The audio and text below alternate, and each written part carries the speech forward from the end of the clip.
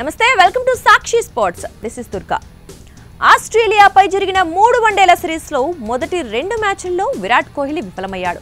2 మ్యాచ్ల్లోనూ విరాట్ కోహ్లీ డకౌట్ అయ్యాడు. కోహ్లీ కెరీర్లో ఇలా జరగటం ఇదే మొదటిసారి. వరుసగా 2 వైఫల్యాల తర్వాత విరాట్ కెరీర్పై ఊహాగానాలు మొదలయ్యాయి.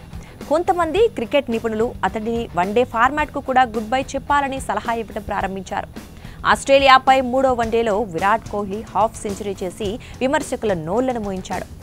రాంచీ వన్డేలో విరాట్ కోహ్లీ 120 బంతుల్లో 7 సిక్సర్లు 11 ఫోర్లతో 135 పరుగుల ఇన్నింగ్స్ ఆడాడు. ఇన్నింగ్స్తో విరాట్ కోహ్లీ తదుపరి వన్డే ప్రపంచ కప్ ఆడిన తర్వాతే అంతర్జాతీయ క్రికెట్కు పూర్తిగా వీడ్కోలు చెబుతాడనేది దాదాపు స్పష్టమైంది. కోహ్లీ తన 120 బంతుల మెరుపు ఇన్నింగ్స్లో 11 ఫోర్లు 7 సిక్సర్లు కొట్టి ఇన్నింగ్స్కు వెన్నెముకగా నిలిచాడు.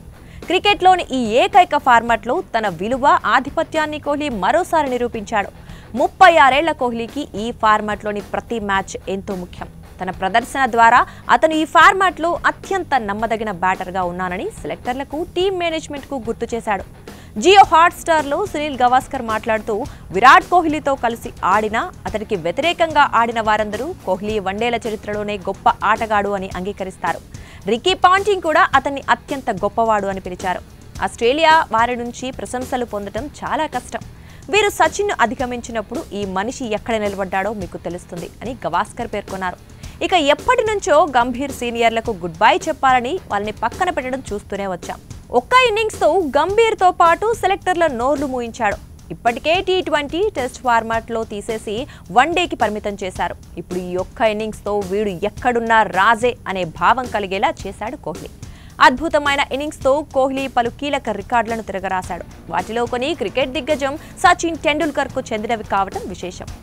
కోహ్లీ సాధించిన అతిపెద్ద రికార్డుల్లో ఒకటి ఒకే అంతర్జాతీయ ఫార్మాట్లో అత్యధిక సెంచరీలు చేసిన ఆటగాడిగా నిలవటం. తన 52వ వన్డే సెంచరీతో అతను టెస్టుల్లో సచిన్ టెండూల్కర్ పేరిట ఉన్న 51 సెంచరీల రికార్డును అధిగమించాడు. ఇది క్రికెట్ చరిత్రలో ఒక బ్యాటర్ ఒకే ఫార్మాట్లో సాధించిన అత్యధిక శతకాలుగా రికార్డుకెక్కింది. అంతేకాకుండా వన్డే క్రికెట్లో అత్యధిక సెంచరీలు చేసిన రికార్డును 2023 ప్రపంచ కప్లోనే అధిగమించిన కోహ్లీ ఈ ఫార్మాట్లో తన సెంచరీల సంఖ్యను ఇప్పుడు 52కు పెంచుకొని తన రికార్డును మరింత పటిష్టం చేసుకున్నాడు. సాక్షి టీవీ ప్రసారాలను నిలిపివేయటం చట్టరీత్యా నేరం. సాక్షి టీవీ ప్రసారాల కోసం మీ స్థానిక కేబుల్ ఆపరేటర్ను వెంటనే సంప్రదించండి. DTH లో ఇంటర్నెట్లో కూడా సాక్షి టీవీ ప్రసారాలను వీక్షించవచ్చు.